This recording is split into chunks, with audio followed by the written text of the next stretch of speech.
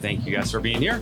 I just want everyone out here who's listening, just I would like an introduction from each one of you guys, kind of what you do, what company you're with, I guess, and go from there. So, let's start, Matt. Hi, everybody. My name is Matt. I'm from Aloha Tyme Machine. We launched in 2022 as a cookie company, which didn't last very long. But we had some drinks on board, which we went full throttle into. And now we have a cold brew coffee we brew in-house that's in a series of Rick Simpson oil-based drinks, a series of distillate-based drinks, and a series of rosin drinks, which is brand new. In the space, I'm not from your typical background as far as that's concerned. I come from law enforcement and the military. We're trying to get veterans and first responders in this space to understand how cannabis is medicine, just as you all know at this point as well. Yeah, that's a little bit about me. Oh, well, wait, hold on. Can you take that? Yeah. First, thanks for your service. My name is Jeff Schmidtke. I'm with Noble Labs and Noble Seltzer. We are a medical cannabis processing company out of Mississippi. We make several products for patients that access dispensaries across our state. We recently launched a beverage line to be provided to those dispensaries and quickly pivoted to a hemp-derived variety so that we can have greater access and expansion of that product. So it's our most recent development from our facility, and they're pretty tasty. Hi, I'm Murray Stein. I'm with Halo Infusions in Tucson, Arizona. We're a manufacturer of a wide variety of baked products, candies, beverages, brownies, the whole 9 yards. The reason that we do so many things is because we started very early in 2013 when the very first cannabis dispensaries were starting to open in Arizona. Actually, they started in 2012, late that year. So there wasn't much in terms of facilities or products available in the edible or topical space at that point. It made sense for us to do it. We were the third dispensary license issued in the state. There's now something like 170. So we were there early, and we made all the mistakes you could make, tried to learn from every single one. That's the important thing for all of you to recognize is you're going to have to learn. It's a constant process of learning how to do things, understanding where you can improve things, and so on. Awesome. Thank you, guys. Yeah, appreciate your service. And a little about me. I started in the pharma world, developed a powder that could turn any oil liquid to a tasteless powder in basically 2 minutes or less, using a planetary mixer or other machines. It's great for making tablets, mints, edibles, whatever you put in it, crude, rosin, RSO. It turns it tasteless. And then we also have some other products you make water-soluble drinks, water immiscible drinks with in the cannabis space. And we help develop SOPs.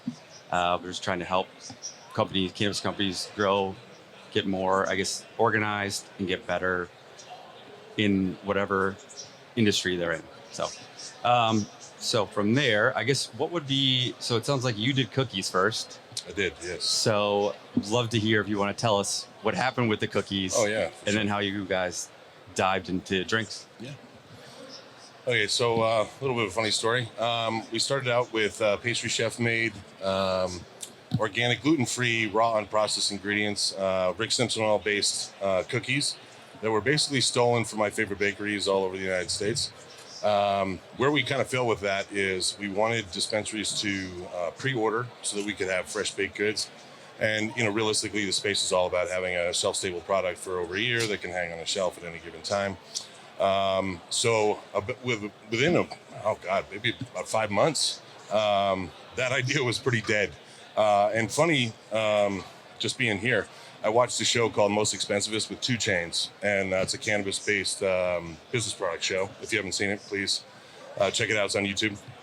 But they had an infused meal in there, and a chef had made an iced tea, and I just thought it would be a funny idea. So we made a sweet tea to start. I started kind of with the same principles that cancer patients and anybody with any dietary restrictions should be able to consume whatever we make. So again, everything's raw and unprocessed. It's gluten-free, organic. It's about as vegan as you can get. The sweetener we use is raw organic agave because the glycemic index on that is so low. It's about 9 compared to 300 or 500 with a candy bar. And basically, we just tried to put together the finest ingredients we could. So we have a blackberry lemonade, we have a tropical fruit punch, and a cold brew coffee. Grew over 24 hours in-house, pressed coffee made in Arizona. That is all Rick Simpson oil based, and that realistically just came from the cookies. I had leftover RSO. Somebody kind of gave me, they were like, hey, do you make coffee? It was actually Noble Herb up in Flagstaff. So I kind of geeked out about that for a while, and we released the coffee. And then the Rick Simpson oil became a selling point, so we started expanding on that. The sales guys make me hold on to distillate, even though it's something I want to let go of at some point. But we just released a rosin-based drink, strain-specific as Gary Payton, along with just an apple cider. So realistically, the way I look at it is I'm not competing with soda. I'm not competing with seltzer. I make something uniquely different. And in that space, they do a really good job. Like Keith Cola does an outstanding job making a good soda, as well as other companies. So for me, it's more of like I'm very into nutrition. So the cleanest ingredients you can get.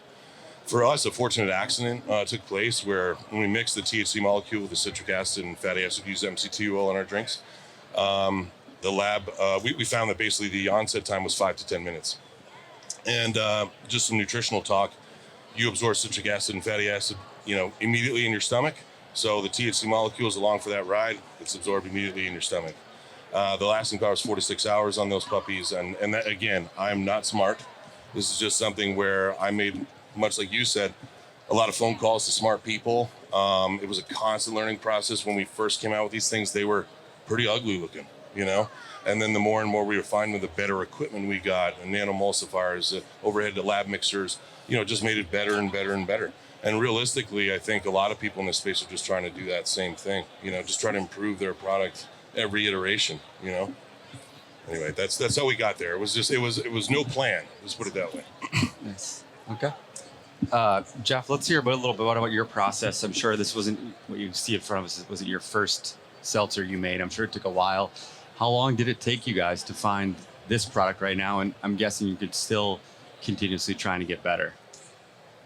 Well, it took well over a year for us to get to this product.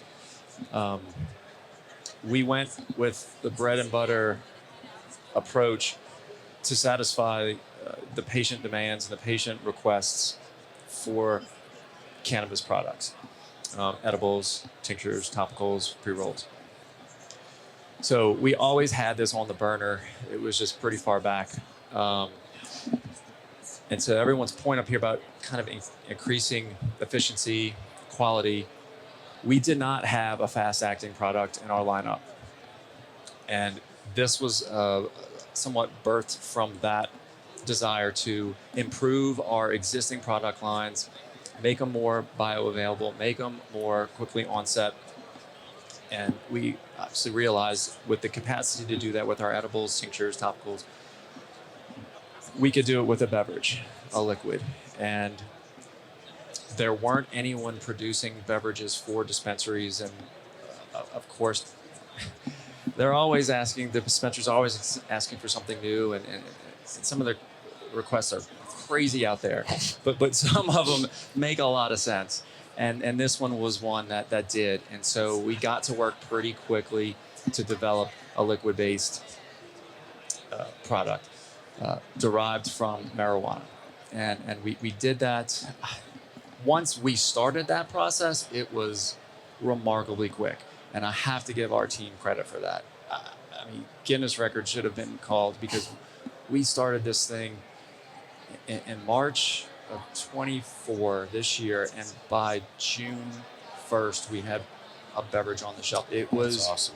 Insane amount of response time to get something that we liked.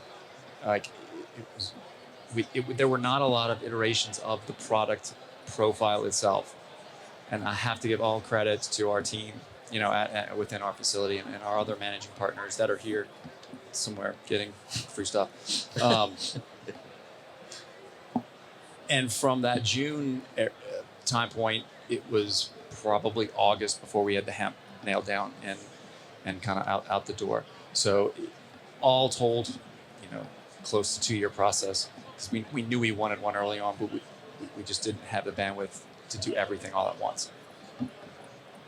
Awesome. So what I'm hearing so far is it's not easy. It takes time, lots of iterations for drinks, and it's probably for everything. And that's what I think people need to understand is you can't just go in the lab and on the first day you're just going to knock it out. It's always a continuously moving product, especially with what you're putting in it as an organic matter, and it's not going to be the same every time. You want it to be, but it's not going to be. So you want to find the easiest, most efficient way to try to make that same product once you find it over and over. So, Murray, so you've been in the business a lot. You've seen, go ahead. Yeah, no, we've definitely seen a lot. Since we opened a kitchen in 2013, we immediately jumped in, tried to make everything. Cookies are easy to make, relatively speaking, and baked goods are, I believe, continue to be important because the duration of them in terms of their effects. They stay in the gut longer. You've got a longer term experience with it. It still remains, in my view, one of the better sleep products, frankly, because of that. Agreed, yeah. So the challenge with baked goods, of course, is the cost of goods. You don't have a lot of margin for error, and if you have products with limited shelf life, which virtually all baked goods are today, because we're just beginning in our industry to do things like nitrogen flushing with baked goods to get better shelf life, and regrettably have to add things like additional preservatives, which, from our perspective, we started out much like you, very much in love with RSO. Our cultivator at the time was just wedded to building the best cannabis oil he could. And so when we were using RSO, it was all coming from the medical perspective because Arizona was medical for that period of time, for the first 7 years or so. And so with our commitment to RSO, we also wanted a full spectrum product that would give you as much of the plant as you could get. So we started with a frozen beverage, just taking apple juice, orange juice, and then a couple of juice blends using hibiscus and things like prickly pear. Got some nice flavors, some nice profiles. But we also took advantage of the most basic way in which you would do an infusion in a beverage, and that is to use lecithin, which is an emulsifier. The challenge with lecithin is it results in a cloudy product. You can't escape that. But if you're doing a juice product, it's hidden. Except for possible separation if your formulation isn't quite right, it's a terrific, easy to get to path to provide what appears to be a healthy beverage and with minimal ingredients. Because when you look at the future, where we're going, it's going to have to involve preservatives. It's going to have to involve techniques like nitrogen flushing and other things in order to get you the shelf life you need. You're also working to avoid the flavor, the taste of the RSO, which is a challenge to get around. And so you have to begin looking at other products. So we started out with a frozen beverage and did quite well with that. But of course, the obvious question is that what a consumer wants? And no, they really want a ready-to-drink beverage. They want something that's easily to consume. They want relatively fast-acting product.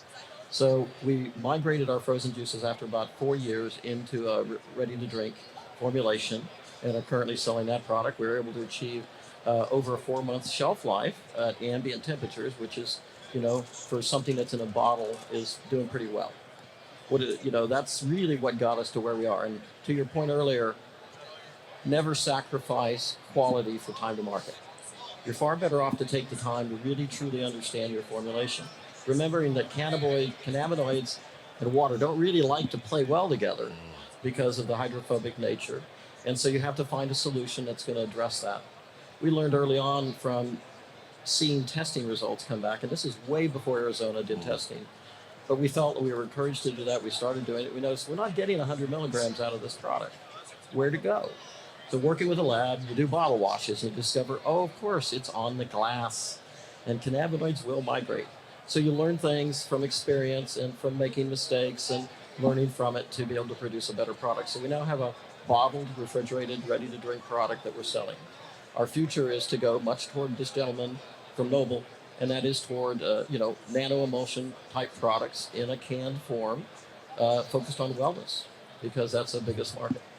One other point I wanted to make before I hand it off is, let's remember that when you look at what people are looking for when they complain about how they feel, the number one thing is sleep.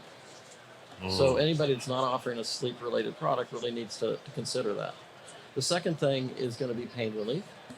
And then the third thing, and this is been studied, these are the things that people complain about. The third thing is anxiety. So as we work on these wellness beverages, all of which those things contribute to, we want to be focused on how we can deliver that kind of solution in a smaller dose, because a 100 milligram can ain't going to cut it. You've got to deliver something a bit less than that for your normal consumer. And then Bob's your uncle, as long as you get the formulation right. So you want to work with people like you to be able to understand the realities of nanoemulsions, the reality that, there's an interesting fact, and then I'll let go. When you make a product with macro emulsions or microemulsions, you're inevitably giving up a large portion of the volume of the product to those products, to those emulsifiers. And I mean, like 15% of your beverage might be water, and the other is emulsifiers. Well, that's going to have some kind of effect. Going with nanoemulsions, you're really able to avoid that. It largely addresses the issues of taste, but you've got to get your formulation right, because nanoemulsions often involve multiple compounds. And so the blending of that is really where you want to develop an understanding, a solid understanding, and also work with professionals who know nanoemulsions and what they're supposed to do. Yeah, well said, Murray. Thank you. Appreciate that. All right, we're going to go a little funner here. All right, so you guys have all made lots of products, right? You've had products you love that have probably sold horribly, and ones that you thought would fail and they did great. Would love to hear an example of a product you thought was no way anyone would buy it and it went out the shelf. And then one where there was a flavor or an actual product that you're like, oh, this is going to do amazing, and just didn't sell. Sure. Cookies is too general. Right. So let's see the other two. Right. More on that. Yeah, no. I think for me, the cookie wise, it was different flavor profiles we were messing with, but sometimes you think like the more complex ones are going to be popular. Like we had a marshmallow crunch cookie, which was literally stolen from Momofuku, New York City, but like nobody really knows what that means. You tell them what it's made of or what's in it. They're just kind of like, okay, So, simple like chocolate chips and brownies just always like kill it. But on the other side too, on the drink side, we made a pomegranate blueberry green tea that I thought like all the hipsters would love, and it was just like dead in the water. Meanwhile, we get asked for cold brew coffee or for coffee. The first version we made was like Starbucks cold brew concentrate, which is terrible. Like I said, now we brew it in house, but even then people were just like, oh my God, this is so amazing. And I've been like wincing drinking it, you know what I mean? And I'm just like, okay, so it's just, and then you just go farther down that road that they show you, I think, you were talking earlier about some of the wild ideas, requests you'll get, right? I got 1,000 milligram drink, and I'm just like, why? Like, why? Do you want to die? What's the purpose of that? To make it last for a year? I don't know. Great question. But yeah, so I mean, for me, the biggest feedback I listen to is I go to the educationals myself, to the dispensaries. I talk to the kids on a quarterly basis, give them samples, and I literally just say, open floor, like, give me what you got. You mentioned the cactus flavor. What is that? Prickly pear. God, I hear that every time I talk to them. They're like, prickly pear. And I love your drinks, by the way. They're amazing. The juice is like, that's something we don't do is really juice, but you guys kill it in that space.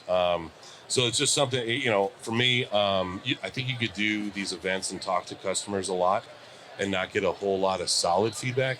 But if you talk to bud tenders who are like full of passion, talk to customers all the time, they will tell you exactly what you need to know.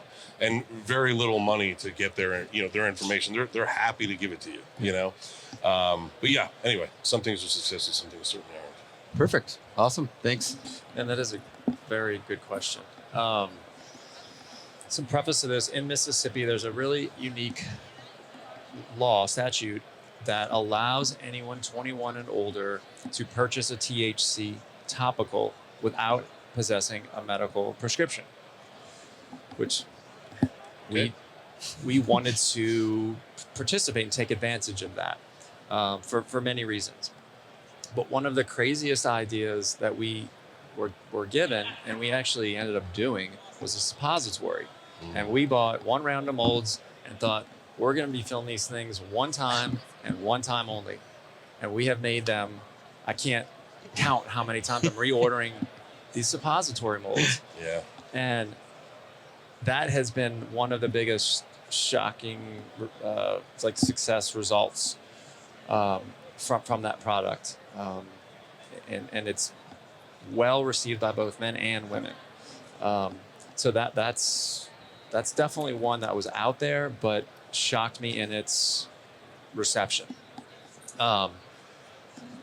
One product I thought we would just hit out the park with consumers that we didn't see as much success from was our live resin vape disposable, single strain. We loved it and still do. I like single source, small batch, live resin, disposable vape.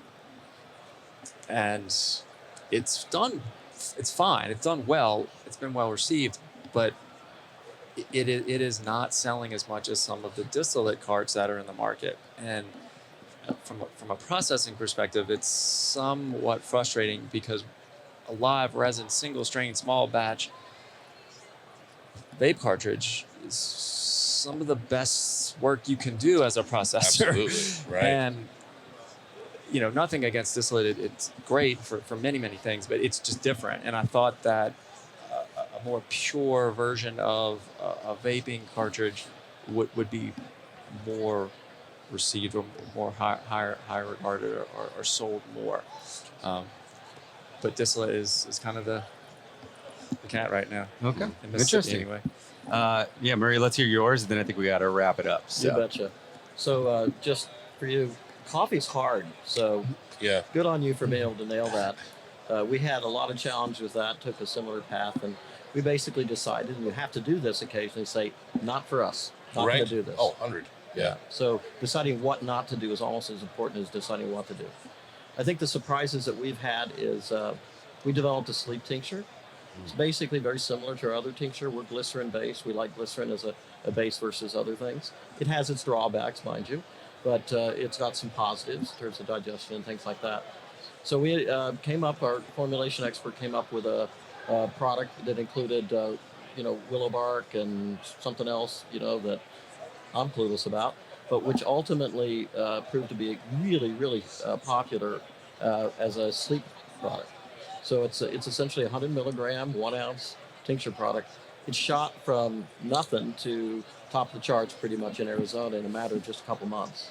Just an indication of how important sleep products are. Yeah. Right. So, and on the other hand, one thing that's particularly hard to make is hard candies because of the crystalline structure and trying to maintain that before you get cloudiness and other effects. We've continued to work on that. We've got a product, and we've got select customers who just love it. They order it all the time, and others for whom it's just not the right thing. So we wouldn't have known that. We were certainly expecting. I think hard candies is a big future, but you've got to really be into the processing, doing the emulsions and so forth. Yeah. Awesome. Well, thank you guys. I've tried all your products. They're all delicious, especially the two Arizona. Had your seltzer a little earlier. Before we sign off, though, would love for you guys to tell people where they can find your products at. So you want to start? Sure. We're at about, I think currently about 65% of the dispensaries in Arizona.